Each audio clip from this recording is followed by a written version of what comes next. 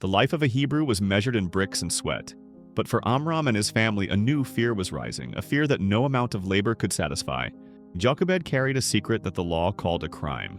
In a land where a king had ordered the death of every newborn boy, her pregnancy was a dangerous hope. The decree of Pharaoh was a legal death sentence. He feared the growing number of the Hebrews, so he turned the life-giving Nile into a place of execution. When he was born, she saw that he was a special child. For 3 months, the family lived in a world of whispers, hiding the sound of his cries from the neighbors. But a growing child cannot be hidden forever.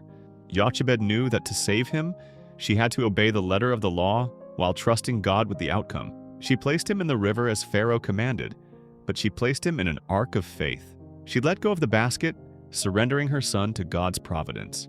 His sister Miriam stood afar off. She was the witness for the family, watching to see how the God of their fathers would answer a mother's desperate prayer. At that moment, the princess of Egypt came down to bathe.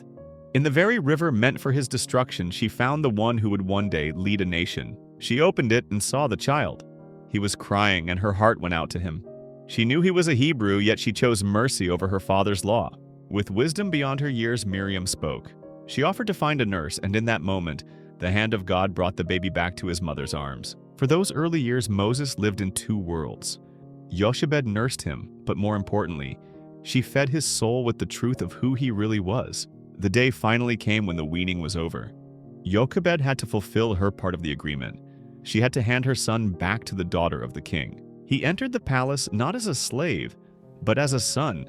By royal decree, the Hebrew boy was officially adopted, given a name that meant drawn from the water. The memories of the mud pits began to fade behind the glitter of gold.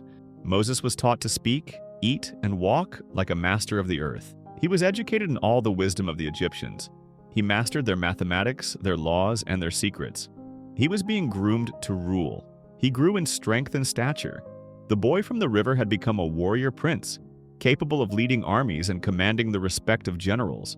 But even in the middle of the palace's glory, something was missing. The stories Jochebed told him were like a heartbeat, quiet but impossible to stop. He was a prince by law, but he was a Hebrew by blood. The higher he rose in Egypt, the more he felt the pull of the people who suffered. He was surrounded by the gods of Egypt, but he could not find peace. The God of his mother was calling to him from the dust of the brick pits. One day, the tension finally snapped. Moses went out to his people, not as a prince to inspect, but as a man seeking his own brothers. The anger that had been building for 40 years was gone in a single heartbeat. Moses realized his life had just shattered on the floor of the desert. He thought he was alone. He thought the desert sand would keep his secret. He buried the man quickly, trying to bury the prince he used to be. He returned to the palace, but he was no longer at home. He was a fugitive walking through halls that now felt like a dangerous trap. Every drop of water reminded him of the river he was drawn from. He was a man caught between 2 worlds, belonging to neither. The next day, he went out again. He hoped to find peace, but instead, he found his own brothers turning their anger against each other. The rejection was sharper than any Egyptian blade. Moses realized his royal title carried no weight with the people he wanted to call his own. "Surely this thing is known," he whispered. The fear of God and the fear of Pharaoh collided. He was no longer safe anywhere in Egypt. Pharaoh heard of the matter. The adoption was over. Under Egyptian law, the prince had become a murderer, and the penalty was death. Moses fled from the face of Pharaoh. He left behind the power and the home that rescued him, stepping into the vast unknown of the wilderness. The prince of Egypt was gone. In his place was a fugitive, walking toward a land where no one knew his face and no one would hear his cries. Moses walked until his royal muscles failed him. The desert did not care for his titles, it only knew the sun and the hard, unyielding stone. In the cold of the desert night, he realized how small he truly was. Without the palace walls, he was just a man alone with his God. He was heading toward Midian, far beyond the reach of Egypt. He was walking away from his past, but he couldn't walk away from himself. After many days, the desert finally offered a mercy. He saw the green of a well, the only thing that promised he might live to see another day. He sat down by the well. He didn't know this simple stone circle would be the place where his old life ended and his new life began. The 7 daughters of Reuel, the priest of Midian, came to water their father's flock. They were used to the hard work of the desert, but the peace was broken by men who believed might was right. The local shepherds drove the women away, stealing the water they had drawn. Moses saw it, and the prince within him could not stay silent. He had fled Egypt because he hated injustice, and he found it again here. He stood up and rescued them. He didn't know their names, but he knew that right was right. He drove the shepherds back and took his stand. He didn't just protect them, he served them. Moses drew the water and watered their flocks himself, a prince doing the work of a servant. When the daughters returned home so early, their father Reuel was surprised. They told him of an Egyptian who had saved them from the shepherds. Reuel invited Moses to his table. For the first time in months, Moses ate in a home filled with kindness instead of fear. Moses agreed to stay with Reuel.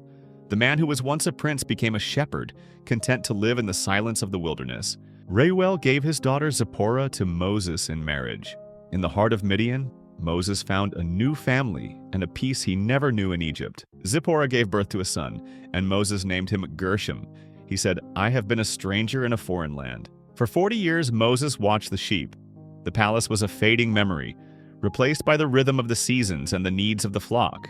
Back in Egypt, the old king died, but the suffering of the Hebrews only grew. They cried out in their slavery, and God heard them. God remembered his covenant with Abraham, Isaac, and Jacob. He looked upon the Israelites, and he was concerned for them. Moses led the flock to the far side of the wilderness and came to Horeb, the mountain of God. It was a day like any other. Suddenly a flame appeared from within a bush. Moses watched, amazed that though the bush burned, it was not consumed by the fire. He had walked these paths for 40 years. He was a man who expected nothing but the sunset until the mountain began to glow. But on this day, the mountain felt different. The air was thick with a presence that demanded his attention, a weight older than Egypt. Then he saw it. A bush was on fire, but it was not being consumed. It burned with a light that didn't come from the sun. "I must turn aside," he whispered. He was a shepherd following a curiosity, unaware that he was stepping into the presence of the Eternal. The fire found its voice. It called his name, a name he hadn't heard spoken with such authority since he was a prince. "Do not come any closer," the voice said.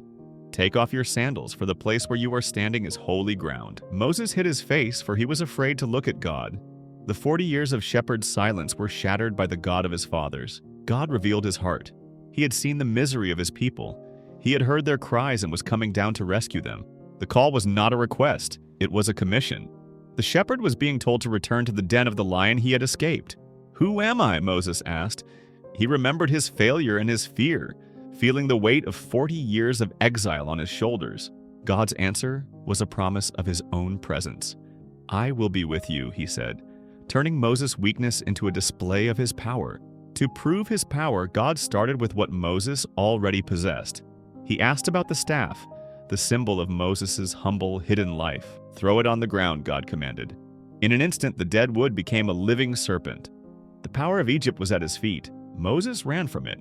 He was a man of the desert who knew the bite of a snake meant death. But God held a higher authority. Then came the test of trust. God told him to grab the serpent by the tail. It was an act of total surrender to the fire. The moment his fingers touched it, the snake returned to the stillness of wood. The shepherd's staff had become the staff of God. God was not finished. He moved from the objects Moses held to the very skin Moses lived in, teaching him about true power. When he drew his hand from his cloak, it was white with leprosy. In a second, he had become an outcast, his flesh decaying. But the God who strikes is also the God who heals. He restored the hand, showing he held power over life and death. Even after the miracles, Moses offered his final excuse. "I have never been eloquent," he said. "I am slow of speech and tongue." The patience of the Eternal met the stubbornness of the man. God reminded Moses that the one who created the tongue does not need a perfect speaker. God provided a partner. He revealed that Aaron was already on his way. Moses would be the mind, and Aaron would be the voice. The fire was gone, but the call remained. Moses stepped off the holy ground, no longer a shepherd of sheep, but of a nation. He returned to his father-in-law to ask for release. Reuel recognized the weight of a divine call and simply said, "Go in peace." He took his wife and his sons and set out for Egypt. He was 80 years old, carrying a staff and a promise. The journey back was not easy. Before he could face Pharaoh, Moses had to ensure his own house was in right standing with God. As Moses approached the mountain of God, he saw a familiar figure. Aaron, the brother he hadn't seen in decades, was there waiting. They wept and they talked. Moses told Aaron everything the Lord had said. The two halves of the mission were finally together. They returned to the dust of Egypt. Aaron spoke the words and Moses showed the signs. The elders of Israel finally dared to believe. When they heard that the Lord was concerned and had seen their misery, they bowed down and worshipped. The rescue was beginning. The time for hiding was over.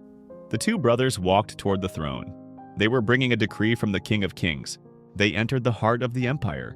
Moses was back in the halls of his youth, but he was no longer a prince. The new Pharaoh looked at the two old men as if they were ghosts. He did not know the God of the desert. The demand was made, "Let my people go."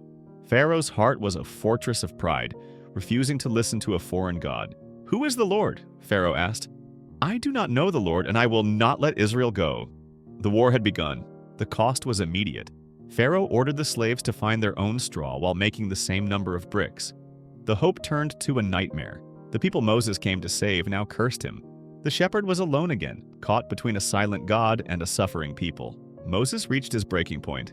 "Why have you brought trouble on this people?" he asked. He didn't see that the battle had just started.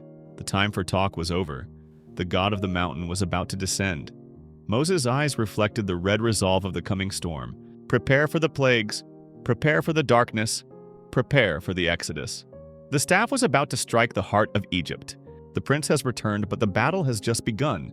Don't miss the conclusion in part 2 as the sea begins to part. If you want to see how God shatters the chains of an empire, subscribe and hit the bell for the next chapter.